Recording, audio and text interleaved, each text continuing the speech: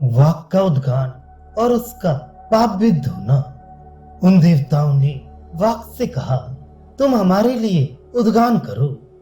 वाक ने बहुत अच्छा ऐसा कहकर उनके लिए उद्गान किया।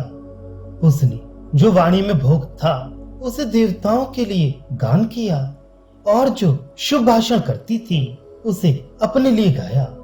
तब असुरों ने जाना कि इस उद्गाता के द्वारा देवगण हमारा अतिक्रमण करेंगे, अतः उन्होंने उसके पास जाकर उसे पाप से विद्ध कर दिया।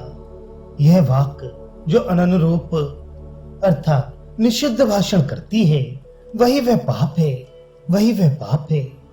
उन देवताओं ने ऐसा निश्चय कर वाक के अभिमानी देवता से कहा, तुम हमारे लिए उद्गान यानी उद्गाता का कर्म करो।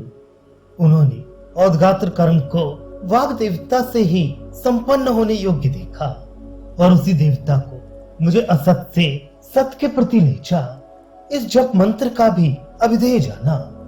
यह भी उपासना और कर्म के कर्ता रूप से वाग आदि ही विवेचित हैं। क्यों?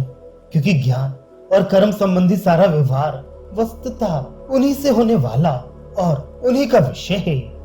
छठे अध्याय में मानो ध्यान करता है, मानो चेष्टा करता है इत्यादि श्रुति विस्तार पूर्वक उस व्यवहार की आत्मकर्तकता आत्मा के द्वारा किए जाने का अभाव बतलाएगी। यहाँ भी अध्याय की समाप्ति में त्रियम व इदम नाम रूपम कर्म इस वाक्य द्वारा अव्याकृत आदि क्रिया कारक और फल समूह अविद्या के ही विषय हैं। इस प्रकार श्रुति उपसंहार करेगी तथा अव्याकृत से आगे जो नाम रूप और कर्म से रहित परमात्म संज्ञक विद्या का विषय है उसका नीति नीति इस वाक्य द्वारा परमात्मेतर वस्तु का बाध करके अलग ही उपसंहार करेगी। और जो वाग आदि संघात रूप उपाधि से कल्पित संसारी आत्मा है उसे इन भूतों से उत्पन्न होकर वे इन्हीं के नाश के साथ नष्ट हो जाता है। इस वाक्य द्वारा वाग आदि संघात का पक्षपाती ही प्रदर्शित करेगी। अतः वाग आदि को ही ज्ञान और कर्म का कर्तव्य है तथा उन्हें ही उनके फल की प्राप्ति होती है। ऐसी विविक्षा उचित ही है।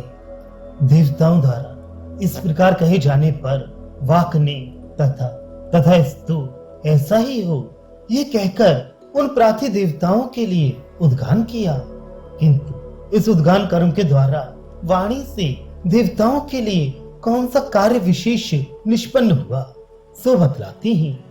वाणी के निमित्त भूत होने पर उसके भाषण आदि व्यापार द्वारा वाग आदि समुदाय का जो उपकार होता है वही उनका कार्य विशेष है।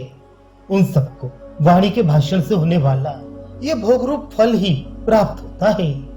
उस भोग को 3 पवमानों में करके उसने शेष 9 स्तोत्रों में जो ऋतिक संबंधी वाचनिक फल था अर्थात वे जो कल्याण यानी सुंदर भाषण वर्णोच्चारण करती थी उसे अपने लिए अर्थात ये मेरे लिए ही हो इस प्रकार गान किया। वर्णों का जो ठीक ठीक उच्चारण है यही वाग देवता का असाधारण कर्म है। अतः यद कल्याणम वदति इस वाक्य द्वारा उसी को विशेष रूप से बतलाया गया है तथा समस्त संघात का उपकारक जो भाषण कार्य है वह यजमान संबंधी ही है। तब कल्याण वदन का मेरे से संबंध है। इस प्रकार के अभिनिवेश का अवसर रूप वाग देवता का छिद्र देखकर उन असुरों ने जाना। क्या जाना? इस उद्गान कर्म द्वारा ये हमें अर्थात स्वाभाविक ज्ञान और कर्म को दबाकर उद्गाता रूप शास्त्र जनित कर्म ज्ञान रूप ज्योति से हमारा अतिक्रमण उल्लंघन करेंगे। इस प्रकार जानकर उस उद्गाता के पास जाकर उन्होंने अपने अभिनिवेश रूप पाप से उसे विद्ध ताड़ित अर्थात संयुक्त कर दिया। वे जो पाप पूर्व जन्मावस्थित प्रजापति की वाणी में डाला गया था वही ये प्रत्यक्ष किया जाता है। वे कौन सा है? यह जो अप्रतिरूप अनुरूप यानी शास्त्र से प्रसिद्ध भाषण करती है जिससे प्रेरित होकर ही ये इच्छा न होने पर भी असभ्यता पूर्ण विवश और अमृत आदि भाषण करती है। इस अनुरूप भाषण रूप कार्य से अनुगत हुआ वह पाप प्रजापति के कार्यभूता प्रजाओं की वाणी में विद्यमान है। प्रजापति की वाणी में पहुंचा हुआ वही पाप अनुरूप भाषण से अनुमित होता है, क्योंकि कार्य तो कारण का अनुवर्तन करने वाला होता है।